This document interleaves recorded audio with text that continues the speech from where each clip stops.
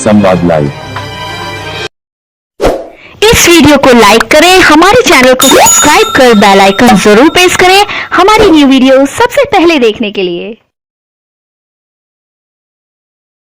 अच्छा सुनो, सब्सक्राइब करते वक्त ना घंटी बजा देना, ताकि जब मैं ऑनलाइन आऊं तो तुम्हारे फोन की भी घंटी बजे।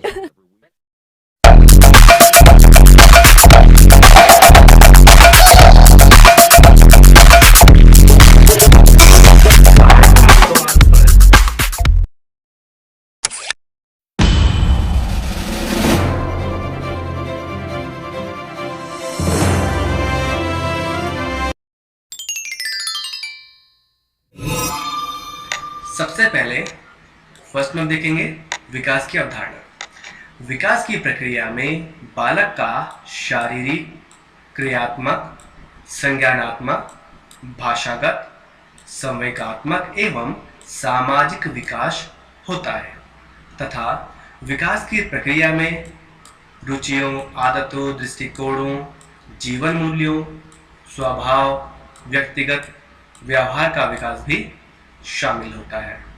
विकास की अगर आप परिभाषा देखें तो जो सही परिभाषा है वो हमने ली है मुनरो के अनुसार।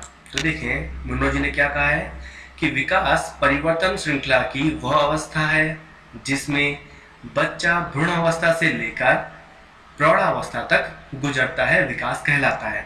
अर्थात कि विकास एक ऐसी प्रक्रिया है जिसके अंतर्गत कोई बालक अपने जीवन की जो पहली अवस्था है जो कि भ्रूणावस्था है, वहां से लेकर और प्रौढ़ावस्था तक का जो सफर है वो तय करता है।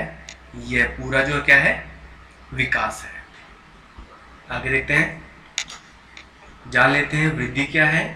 तो वृद्धि एवं विकास का प्रयोग लोग पर्यायवाची शब्दों के रूप में करते हैं कि भाई वृद्धि और विकास दोनों एक ही चीज है, लेकिन ऐसा नहीं है, दोनों में बहुत अंतर है। ठीक है, अवधारणात्मक रूप से देखा जाए तो इन दोनों में अंतर होता है जो कि हम आगे जानेंगे। तो आप देख सकते हैं वृद्धि और विकास में अंतर। तो देख लेते हैं वृद्धि और विकास में क्या अंतर होता है। वृद्धि शब्द का प्रयोग परिमाणात्मक परिवर्तन में होता है, जैसे बालक का बड़े होना। ठीक है, अब बड़े होने से क्या तात्पर्य होता है, जैसे बालक के आकार में वृद्धि होना, उसकी लंबाई बढ़ जाना, उसकी ऊंचाई बढ़ जाना, यही बालक का होता है परिमाणात्मक परिवर्तन जो कि वृद्धि के अंतर्गत आता है। इसी के अपोजिट अगर हम देखें विकास, तो विकास शब्द का जो प्रयोग है उसमें परिमाणात्मक के साथ साथ वृद्धि देखिए परिमाणात्मक तो होगा ही होगा, साथ में व्यावहारिक परिवर्तनों को भी देखा जाता है। ठीक है, अब व्यावहारिक परिवर्तन क्या होता है, जैसे कार्य कुशलता, यानी कार्य करने में बच्चा कितना कुशल हो गया है। भाई धीरे धीरे समय लगता है हर चीज को सीखने में, इसीलिए कार्य कुशलता को देखा जाता है। कार्य क्षमता कि कितना कार्य वह कर सकता है, उसके व्यवहार में क्या सुधार हुआ है, अर्थात जो संपूर्ण ज्ञान है बालक के संबंध में वो हमें विकास से प्राप्त होता है, यह विकास के अंतर्गत आता है। दूसरा बिंदु देखें तो यह विकास की प्रक्रिया का एक चरण होता है। बिल्कुल सही बात है, क्योंकि विकास एक पूरी प्रक्रिया को विकास कहा जाता है और वृद्धि उसका एक चरण मात्र ही होता है और इसका जो क्षेत्र है वो सीमित होता है, वहीं विकास का जो क्षेत्र होता है वो विस्तृत होता है। तीसरा पॉइंट देखें, वृद्धि की क्रिया आजीवन नहीं चलती, अर्थात कि ये एक सीमा के बाद क्या होती है, रुक जाती है, पूरे जीवन भर नहीं होती है। लेकिन जो विकास होता है यह पूरे जीवन भर चलता रहता है। चौथा बिंदु है शारीरिक वृद्धि या शरीर वृद्धि होने का मतलब यह नहीं कि विकास भी हो रहा है। देखिए अगर बच्चा शारीरिक रूप से बहुत ही बड़ा हो रहा है, मतलब ठीक ठाक हो रहा है, उसका मतलब यह नहीं होगा कि उसका विकास भी हो रहा है, क्योंकि जरूरी नहीं है कि उसकी बुद्धि में भी परिवर्तन आया हो, बुद्धि बड़ी हो। ठीक है, शरीर का विशाल होने से ये तात्पर्य बिल्कुल नहीं होता है। ठीक है, लेकिन अगर हम कहें कि बच्चे में विकास हो रहा है तो विकास के लिए वृद्धि की आवश्यकता नहीं होती, लेकिन वृद्धि के लिए विकास की आवश्यकता होती है। आगे देखें, आप इसे एक डायग्राम के माध्यम से भी समझ सकते हैं। देखिए ये पूरा गोला आपको यहाँ पर नजर आ रहा है, ये आप देख सकते हैं, ये पूरा गोला जो है, ठीक है, ये आपका पूरा एक जीवन चक्र है। ठीक, इस जीवन चक्र में ये पूरा एक विकास कहलाएगा आपका। ठीक है, ये विकास का पूरा प्रोसीजर है। अब देखिए, इसी के अंतर्गत एक छोटा बिंदु हमने बनाया है जो कि वृद्धि का, अर्थात वृद्धि का जो क्षेत्र है वो सीमित है और विकास का विस्तृत क्षेत्र है। वृद्धि के अंतर्गत हमने सम्मिलित किया था बालक का आकार, उसकी लंबाई, उसकी ऊंचाई, अर्थात परिणात्मक परिवर्तनों को ही हमने शामिल किया था। इसके अपोजिट विकास के अंतर्गत हमने क्या क्या लिया है, परिणात्मक परिवर्तन और व्यावहारिक परिवर्तन, जिसमें कि कार्यकुशलता, कार्यक्षमता और व्यवहार में सुधार, इन सभी को शामिल किया जाएगा।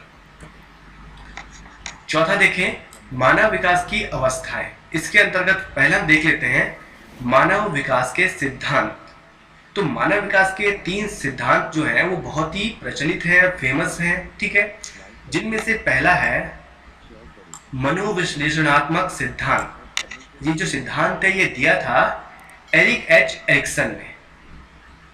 तो भाई सिद्धांत के अंतर्गत जो मुख्य बातें हैं वो हमने यहाँ पर लिखी है। तो देखें, यह सिद्धांत संपूर्णता तथा संगठन पर बल देता है।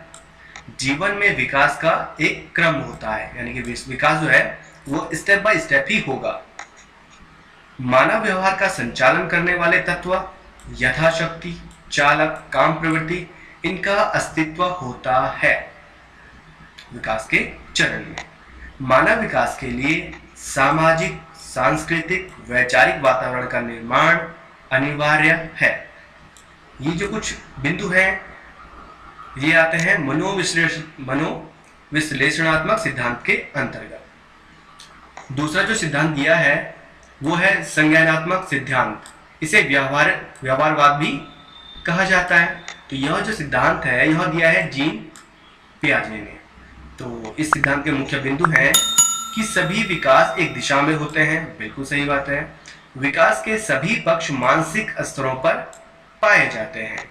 बालक तथा प्रौढ़ के व्यवहार में अंतर होता है और परिपक्व व्यवहारों का मूल शैशवावस्था के व्यवहार में होता है। अर्थात कि जब आप प्रौढ़ावस्था में होते हैं तो उसका जो मूल है वो, यानी जब बच्चा पैदा हुआ है उसके जो शैशवावस्था, उसमें जो क्रियाएं वो करता है उस पर डिपेंड करता है कि वो आगे चलकर क्या करेगा, क्या बनेगा या कैसा व्यवहार करेगा। तो ये आ जाता है व्यवहारवाद के अंतर्गत। और जो तीसरा सिद्धांत दिया है मानव विकास का वो है अधिगम सिद्धांत। यह सिद्धांत दिया है रॉबर्ट रिचर्डसन सीयर्स ने। ठीक है, इनके विचारों में मनोविश्लेषणवाद और व्यवहारवाद, जो कि मैंने अभी आपको दोनों बताए, इन दोनों का समन्वय पाया जाता है। मनोविश्लेषणवाद किसने दिया था? यह दिया था आपका एरिक्सन ने। और व्यवहारवाद यह दिया था जीन पियाजे ने। दोस्तों आपको ये याद रखना है। ठीक है, और जो अधिगम का सिद्धांत है यह दिया है रिचर्डसन सीयर्स ने। इनके बिंदु देखें तो विकास के साथ साथ बालक के सीखने तथा कार्य करने की गति में भी परिवर्तन होता है और बालक में जिज्ञासा तथा इच्छा सामाजिक संपर्क के कारण ही उत्पन्न होती है। तो ये कुछ मुख्य बिंदु थे इनके सिद्धांत के। 3 सिद्धांत मैंने आपको बताए मानव विकास के। अब देख लेते हैं मानव विकास की अवस्थाएं। भारतीय मनुष्यों ने मानव विकास की अवस्थाओं को 7 भागों में बांटा है, जिसमें पहला है गर्भावस्था, जिसमें गर्भाधान से लेकर जन्म तक की प्रोसेस होती है। दूसरा आता है शैशवावस्था, जन्म से लेकर के 5 वर्ष तक का वर्ष इसके अंतर्गत आता है। तीसरा आता है बाल्यावस्था, 5 वर्ष से 12 वर्ष तक यह जो अवस्था है यह मानी जाती है। चौथा आता है किशोरावस्था, यह 12 वर्ष से 18 वर्ष तक मानी जाती है। पांचवा युवावस्था, 18 वर्ष से 25 वर्ष। छठा प्रौढ़ावस्था, 25 वर्ष से 55 वर्ष। और आखिर में आती है 7वीं वृद्धावस्था, 55 वर्ष से मृत्यु तक यह अवस्था होती है। अब जो मुख्य बिंदु है, सभी लोगों ने भाई ये माना है कि भाई, क्योंकि सभी के अपने अलग अलग मत हैं कि भाई विकास की इतनी अवस्थाएं होती हैं। ये तो मैंने आपको बताया भारतीय मनुष्यों के आधार पर, ठीक है। लेकिन जो सार्वभौमिक हम यूज करते हैं सबके लिए, तो वो होती है मुख्य रूप से 4 अवस्थाएं, ये आपने 4 देख ली हैं, ये इन स्टेप से आई है।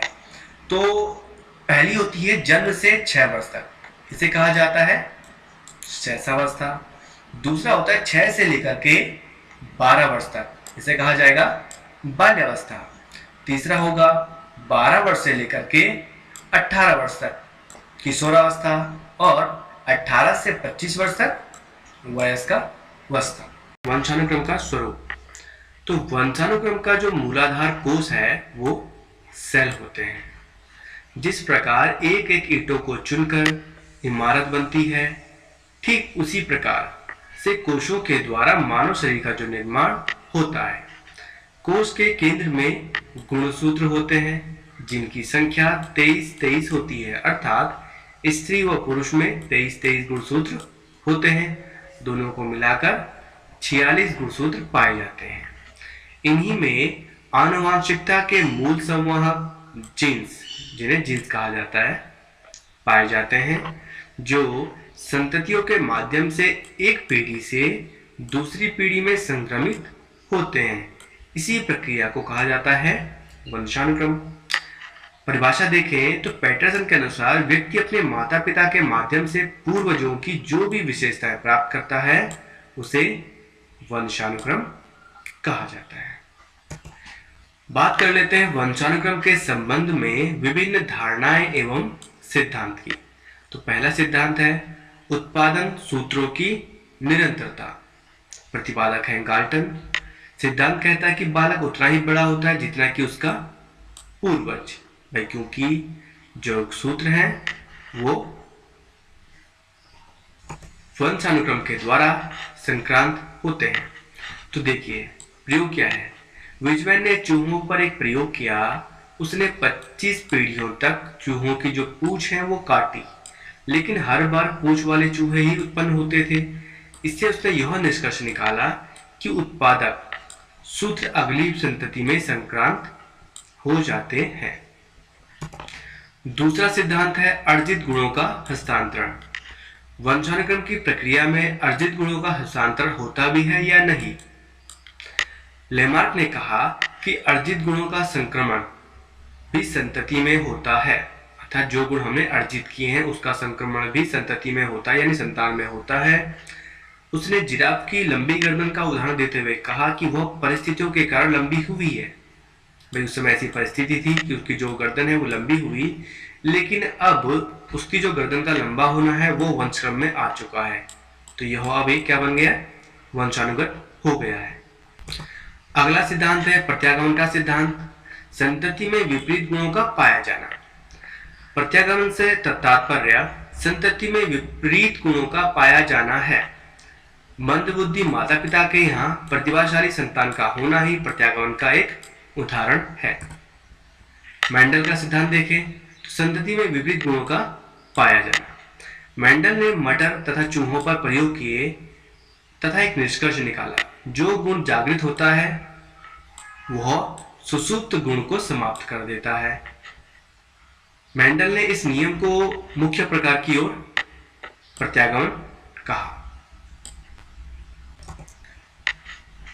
दूसरा टॉपिक है वंशानुक्रम का प्रभाव। तो 3 प्रकार से प्रभाव पड़ता है आपका वंशानुक्रम का। शारीरिक लक्षणों पर प्रभाव, बुद्धि पर प्रभाव और चरित्र पर प्रभाव। शारीरिक लक्षणों पर प्रभाव। बालक के रंग रूप, आकार, शारीरिक गठन, ऊंचाई इत्यादि के निर्धारण में उसके आनुवांशिक गुणों का महत्वपूर्ण हाथ होता है। यदि बालक के माता पिता गोरे रंग के होते हैं तो उनकी संतान भी गोरे रंग की ही होती है, लेकिन अगर माता पिता का जो रंग है वो काला है तो बालक भी काले रंग का ही होगा। इस प्रकार माता पिता के अन्य गुण बच्चे के आनुवांशिक रूप से चलते रहते हैं। यह शारीरिक लक्षण प्रभाव। दूसरा देखें बुद्धि पर प्रभाव। बुद्धि को अधिगम सीखने की योग्यता, समायोजन योग्यता, निर्णय लेने की क्षमता इत्यादि के रूप में परिभाषित किया जाता है। जिस बालक के सीखने की गति अधिक होगी उसका विकास भी तीव्र गति से ही होगा। बालक के जिस प्रकार के संवेगों का जिस रूप में विकास होगा वह उसके सामाजिक, मानसिक, नैतिक, शारीरिक तथा भाषागत संबंधी विकास को पूरी तरह प्रभावित करने में सक्षमता रखता है। तीसरा देखिए, चरित्र पर प्रभाव। डगडेल नामक मनोवैज्ञानिक ने अपने प्रयोगों के आधार पर यह बताया कि माता पिता के जो चरित्र का प्रभाव है वह भी उसके बच्चे पर पड़ता है। व्यक्ति के चरित्र में उसके वंशानुगत कारकों का प्रभाव स्पष्ट तौर पर देखा जा सकता है, इसलिए बच्चे पर उसके प्रभाव का पड़ना स्वाभाविक ही है। डगडेल ने 1877 में ज्यूक नामक व्यक्ति के वंशजों का अध्ययन किया और यह बात सिद्ध की। तीसरा टॉपिक है वातावरण का प्रभाव। वातावरण अर्थात परिधन आवरण यानी पर्यावरण। चारों ओर आवरण का अर्थ है ढकना। इस प्रकार पर्यावरण का शाब्दिक तात्पर्य है चारों ओर से घेरने वाला प्राणी या मनुष्य, जल, वायु, वनस्पति, पहाड़, पठार, नदी, वस्तु आदि से घिरा हुआ है। यही सब मिलकर पर्यावरण का निर्माण करती है। इसे वातावरण या पोषण के नाम से सभी जानते हैं। तो जो वातावरण या पर्यावरण का जो वुडवर्थ के अनुसार इसकी जो परिभाषा है वो है, वातावरण में वह समस्त बाह्य तत्व आ जाते हैं जिन्होंने जीवन प्रारंभ करने के समय व्यक्ति को प्रभावित किया और जीवन पर्यंत प्रभावित करता है। वातावरण का जो प्रभाव है वो हम देखते हैं शारीरिक अंतर का प्रभाव। पहला देखते हैं शारीरिक लक्षण। वैसे तो वंशानुगत होते हैं, लेकिन वातावरण का प्रभाव स्पष्ट रूप से देखा जा सकता है। पहाड़ी क्षेत्रों में रहने वाले लोगों का जो कद होता है वो छोटा होता है, जबकि इसके विपरीत मैदानी क्षेत्रों में रहने वाले लोगों का जो शारीरिक कद होता है वो लंबा व गठीला होता है। लंबी पीढ़ी से वहां निवास करने के कारण रंग में भी अंतर आ जाता है। दूसरा आप देखें प्रजाति की श्रेष्ठता पर प्रभाव। कुछ प्रजाति की बौद्धिक श्रेष्ठता का कारण वंशानुगत न होकर वातावरण जन्य होता है। वे लोग इसलिए अधिक विकास कर पाते हैं क्योंकि उनके पास श्रेष्ठ शैक्षिक, सांस्कृतिक, सामाजिक वातावरण उपलब्ध होता है। यदि एक महान व्यक्ति के पुत्र को ऐसी जगहों पर छोड़ दिया जाए जहां वातावरण अच्छा ना हो, तो उसका अपने पिता की तरह महान बनना संभव नहीं होगा। तीसरा देख लेते हैं व्यक्तित्व पर प्रभाव। व्यक्ति के निर्माण में वंशानुक्रम की अपेक्षा वातावरण का अधिक प्रभाव पड़ता है। कोई भी व्यक्ति उपयुक्त वातावरण में रहकर अपने व्यक्तित्व का निर्माण करके महान बन सकता है। ऐसे कई उदाहरण हमारे आसपास देखने को मिलते हैं, जिनमें निर्धन परिवारों में जन्मे व्यक्ति भी अपने परिश्रम एवं लगन से श्रेष्ठ सफलताएं प्राप्त करने में सक्षम हो जाते हैं। इस बात को साबित करने के लिए न्यूमैन, फ्रीमैन और होलरजिंगर ने इस बात को साबित करने के लिए 20 जोड़े जुड़वा बच्चों को अलग अलग वातावरण में रखकर उनका अध्ययन किया। उन्होंने एक जोड़े के बच्चे को गांव के फर्म और दूसरे को नगर में रखा। बड़े होने पर दोनों बच्चों में पर्याप्त अंतर पाया गया। फर्म का जो बच्चा था वो अशिष्ट, चिंताग्रस्त और बुद्धिमान था। उसके विपरीत नगर का बच्चा शिष्ट, चिंतामुक्त और अधिक बुद्धिमान था। चौथा है मानसिक विकास पर प्रभाव। गॉर्डन नामक मनोवैज्ञानिक का मत है कि उचित सामाजिक और सांस्कृतिक वातावरण न मिलने पर मानसिक विकास की गति धीमी हो जाती है। उसने यह बात नदियों के किनारे रहने वाले बच्चों का अध्ययन करके सिद्ध की। इन बच्चों का वातावरण गंदा और समाज के अच्छे प्रभावों से दूर था। अध्ययन में पाया गया कि गंदे एवं समाज के अच्छे प्रभावों से दूर रहने के कारण बच्चों के मानसिक विकास पर भी प्रतिकूल असर पड़ा। हमारा अंतिम बिंदु है शिक्षा में वंशानुक्रम तथा वातावरण का महत्व। बालक क्या है, वह क्या कर सकता है? इन प्रश्नों का उत्तर वंशानुक्रम और वातावरण में निहित है। बालक अपने आप कुछ नहीं है, वरन वह वंशानुक्रम तथा वातावरण का उत्पादक है। शारीरिक विकास, मानसिक विकास, सामाजिक विकास पर दोनों का प्रभाव पड़ता है। शिक्षा भी इससे प्रभावित होती है, क्योंकि सभी विकास से शिक्षा का सबसे बड़ा आधार मनोविज्ञान ही है, जिसने शिक्षा का स्वरूप बदल दिया और आज शिक्षा बाल केंद्रित बन गई है। बालक को समझकर ही उसे दिशा निर्देश दिया जा सकता है। एक कक्षा में पढ़ने वाले सभी बालकों का शारीरिक मानसिक स्वास्थ्य एक जैसा नहीं होता। शारीरिक विकास मानसिक विकास से जुड़ा होता है और जिसका मस्तिष्क विकास अच्छा होगा उसकी शिक्षा भी अच्छी होगी। वंशानुक्रम से व्यक्ति शरीर का आकार प्रकार प्राप्त हो। वातावरण शरीर को पुष्ट करता है। यदि परिवार में पौष्टिक भोजन बच्चे को दिया जाता है तो उसकी मांसपेशियां, हड्डियां तथा अन्य प्रकार की शारीरिक क्षमताएं बढ़ती हैं। बौद्धिक क्षमता के लिए अधिकतर वंशानुक्रम जिम्मेदार होता है। इसीलिए बालक को यदि समझना है तो उसके दोनों कारकों को भी समझना आवश्यक है। पहला क्वेश्चन है, दो विद्यार्थी एक ही अवतरण को पढ़ते हैं फिर भी इसके बिल्कुल भिन्न अर्थ लगाते हैं। उनके बारे में निम्नलिखित में से क्या सत्य है? हमें देखना है कि कौन सा कथन सत्य है। पहला ऑप्शन है, संभव नहीं है और विद्यार्थियों को उसे दोबारा पढ़ाना चाहिए। दूसरा है, संभव है क्योंकि शिक्षक ने अवतरण को समझाया नहीं है। तीसरा ऑप्शन है, संभव है क्योंकि व्यक्ति के अधिगम को विविध कारण विभिन्न विधियों से प्रभावित करते हैं। और चौथा है, संभव नहीं है क्योंकि अधिगम का आशय अर्थ लगाना नहीं है। तो दोस्तों इसका जो राइट आंसर है वो है तीसरा। संभव है क्योंकि व्यक्ति के अधिगम को विविध कारण विभिन्न कारणों से प्रभावित करते हैं। प्रश्न नंबर दूसरा है, राष्ट्रीय पाठ्यचर्या की रूपरेखा 2005 के अनुसार अधिगम अपने स्वभाव में है। ऑप्शंस है, पहला सक्रिय सामाजिक, दूसरा निष्क्रिय सरल, तीसरा निष्क्रिय सामाजिक और चौथा सक्रिय सरल। इनमें से कौन सा यहां पर आएगा? राइट आंसर है पहला, सक्रिय और सामाजिक। तो हमारा जो क्वेश्चन ये हो जाएगा, राष्ट्रीय पाठ्यचर्या की रूपरेखा 2005 के अनुसार अधिगम अपने स्वभाव में सक्रिय और सामाजिक है।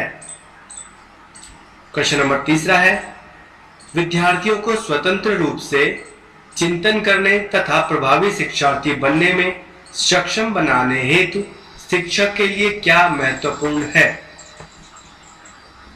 ऑप्शंस हैं, विद्यार्थियों के द्वारा प्राप्त की गई प्रत्येक सफलता के लिए उन्हें पुरस्कार देना चाहिए। विद्यार्थियों को सिखाना कि किस प्रकार से अपने अधिगम का अनुवीक्षण करें। तीसरा, छोटी छोटी इकाइयों या खंडों में जानकारी प्रदान करना। या चौथा, एक संगठित तरीके से जानकारी को प्रस्तुत करना ताकि पुनः स्मरण करने में सरल हो। राइट आंसर है दूसरा, अर्थात विद्यार्थियों को सिखाना कि किस प्रकार से अपने अधिगम का अनुवीक्षण करें। प्रव्यास्मरण, रटना और समझना, ड्रिल और अभ्यास, या पूछना, तर्क करना और निर्णय लेना। तो जो सही ऑप्शन होगा, जो सही आंसर होगा वो है चौथा, पूछना, तर्क करना और निर्णय लेना। इसी के द्वारा ही जो विद्यार्थी हैं वो समस्या समाधान सीख पाएंगे या कर पाएंगे। क्वेश्चन नंबर 5, कक्षा कक्ष पहुंचने वाली बच्चों की भोली अवधारणाओं को जानना। ऑप्शन देखें, शिक्षक के हौसले को पस्त कर देता है क्योंकि इससे उसका कार्यभार बढ़ता है। दूसरा, शिक्षक के किसी उद्देश्य की पूर्ति नहीं करता। तीसरा, शिक्षक के लिए अपने शिक्षण को अधिक सार्थक बनाने की योजना बनाने में सहायक होता है। या चौथा, शिक्षक की योजना और शिक्षण में रुकावट बनता है।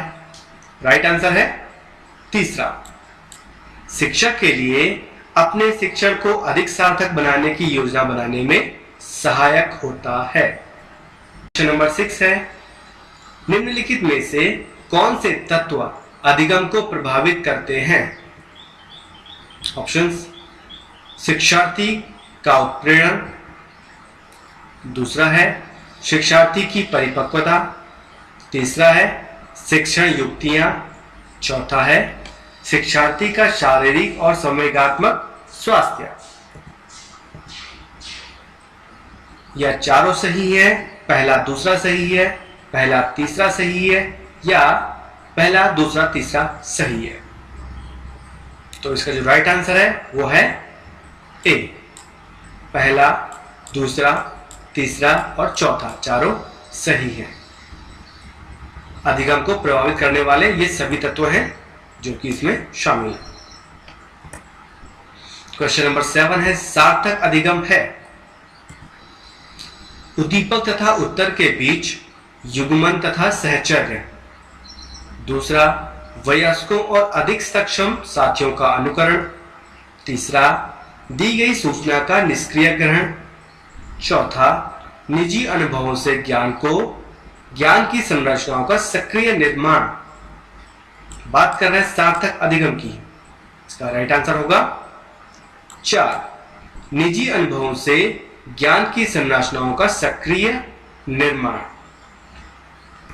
क्वेश्चन नंबर 8, विद्यार्थियों के प्रभावशाली अधिगम के लिए निम्नलिखित में से कौन सा शिक्षक के प्रारंभिक कार्यों में से एक नहीं है? ऑप्शन देख लें। विद्यार्थियों को उपदेशात्मक विधि से सूचना प्रदान करना। ऑप्शन बी, विद्यार्थियों की उन धारणाओं को जानना जिन्हें लेकर वे कक्षा में आते हैं। ऑप्शन तीसरा है, विद्यार्थियों के उच्चतर स्तर के प्रश्नों के उत्तर की अपेक्षा करना।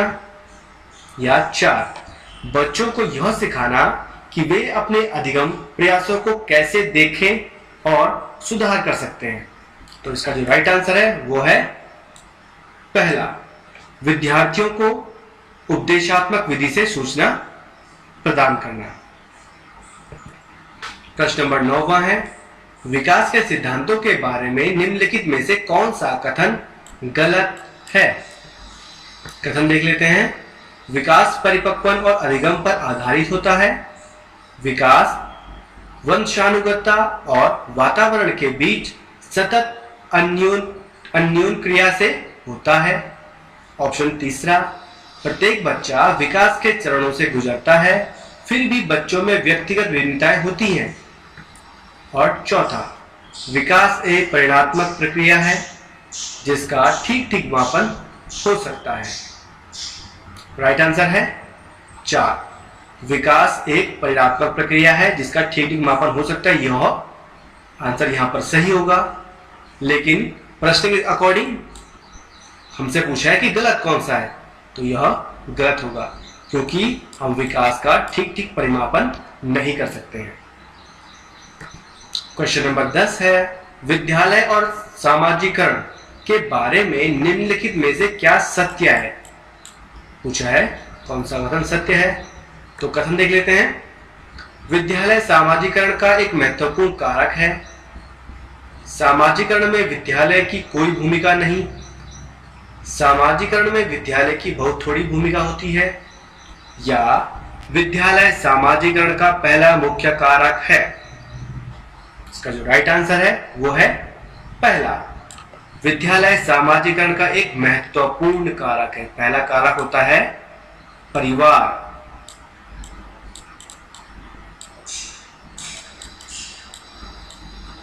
हमारा आस पड़ोस। अगला प्रश्न देखते हैं, प्रश्न नंबर 11, डैश डैश की विशिष्ट अन्योन क्रिया का परिणाम विकास के विविध मार्गों और निष्कर्षों के रूप में हो सकता है। ऑप्शन देखें। चुनौतियां सीमाएं, वंशानुक्रम पर्यावरण, स्थिरता परिवर्तन, खोज पोषण। तो यहां पर राइट आंसर होगा आंसर 2, वंशानुक्रम तथा पर्यावरण की विशिष्ट अन्योन क्रिया का परिणाम विकास के विविध मार्गों और निष्कर्षों के रूप में हो सकता है। प्रश्न नंबर 12, जीन पियाजे के संज्ञानात्मक विकास के सिद्धांत के बारे में निम्नलिखित कथनों में से सही कथन कौन सा है? हमें सही छांटना है। तो कथन देखें। पियाजे का तर्क है कि ज्ञानात्मक विकास चरणों में आगे बढ़ने की अपेक्षा निरंतर होता है। दूसरा, पियाजे ने ज्ञानात्मक विकास के 5 स्पष्ट चरण प्रस्तावित किए हैं। तीसरा, किसी चरण को छोड़ा नहीं जा सकता क्योंकि ये चरण स्थिर हैं। और चौथा, बच्चों के सांस्कृतिक, आधार के अनुसार इन चरणों का क्रम बदला जा सकता है? इसका राइट आंसर होगा पहला। पियाजे का तर्क है कि ज्ञानात्मक विकास चरणों में आगे बढ़ने की अपेक्षा निरंतर होता है। प्रश्न नंबर 13 है, जीन पियाजे के द्वारा प्रस्तुत संरक्षण के प्रत्यय से तात्पर्य है कि, ऑप्शन देखें, वन्य जीवन और वनों का संरक्षण बहुत महत्वपूर्ण है, कुछ भौतिक गुणधर्म वही रहते हैं चाहे बाहरी आकृतियां बदल जाएं। तीसरा, परिकल्पना पर विविध परीक्षण से सही निष्कर्ष पर पहुंचा जा सकता है। या चौथा, दूसरों के परिदृश्य को ध्यान में रखना एक महत्वपूर्ण संज्ञानात्मक क्षमता है। राइट आंसर होगा दूसरा, कुछ भौतिक गुणधर्म वही रहते हैं चाहे बाहरी आकृतियां बदल जाएं। प्रश्न नंबर 14, लेव वायोत्सकी के अनुसार वयस्कों और साथियों के अन्योन क्रिया करने का भाषा के विकास में कोई प्रभाव नहीं पड़ता। भाषिक विकास मानव चिंतन के स्वभाव को बदल देता है। भाषायिक विकास में संस्कृति की भूमिका बहुत कम होती है। या बच्चे भाषा अर्जन की एक युक्ति से कोई भाषा सीखते हैं। सही आंसर होगा आंसर 2। भाषिक विकास मानव चिंतन के स्वभाव को बदल देता है। हमारा आखिरी प्रश्न है, आकलन के बारे में निम्नलिखित कथनों में से कौन से कथन सही हैं? ऑप्शंस, आकलन से विद्यार्थियों को यह सहायता मिलनी चाहिए कि वे अपनी शक्तियों और रिक्तियों को देख सके, शिक्षक तदनुसार उन्हें ठीक कर सके। दूसरा, आकलन तभी सार्थक होता है जब विद्यार्थियों का तुलनात्मक मूल्यांकन भी हो। ऑप्शन तीसरा, आकलन केवल स्मरणीय शक्ति का ही नहीं, बोधन और अनुप्रयोग का ही होना चाहिए। चौथा, आकलन तब तक उद्देश्यपूर्ण नहीं हो सकता जब तक उसमें भय और चिंता का संचार ना हो। तो आपको बताना है कि इनमें से कौन कौन से सही हैं। दूसरा तीसरा, पहला दूसरा, दूसरा चौथा, या पहला या तीसरा। जो राइट आंसर है वो है 4, पहला और तीसरा बिल्कुल सही है। देख लें, आकलन से विद्यार्थियों को यह सहायता मिलनी चाहिए कि वे अपनी शक्तियों और रिक्तियों को देख सकें और शिक्षक तदनुसार उन्हें ठीक कर सके। और आकलन केवल स्मरणीय शक्ति का ही नहीं, बोधन और अनुप्रयोग का भी होना चाहिए। ये इसका राइट आंसर है। इस वीडियो को अपने दोस्तों के साथ जरूर शेयर कीजिएगा और इस वीडियो में कमेंट करके हमें लाजमी तौर पर बताइएगा कि आने वाले वक्त में आप किस तरह की वीडियोस देखना पसंद करते हैं। और अगर आपने अभी तक हमारा चैनल सब्सक्राइब नहीं किया तो फौरन सब्सक्राइब कीजिए, साथ ही बेल आइकॉन पर क्लिक करें ताकि मजीद आने वाली वीडियो जो वक्तन फवक्तन आपके लिए इस चैनल पर अपलोड करते हैं वो आपको वक्त पर मिलती रहे और आप उनसे मुस्तफीद होते रहें। अगली वीडियो तक हमें दीजिए इजाजत, अपना ख्याल रखिएगा। ताज़ा तरीन अपलोड्स की नोटिफिकेशन हासिल करने के लिए हमारे चैनल को सब्सक्राइब करें और साथ में दिए गए घंटी के निशान को दबाना ना भूलें।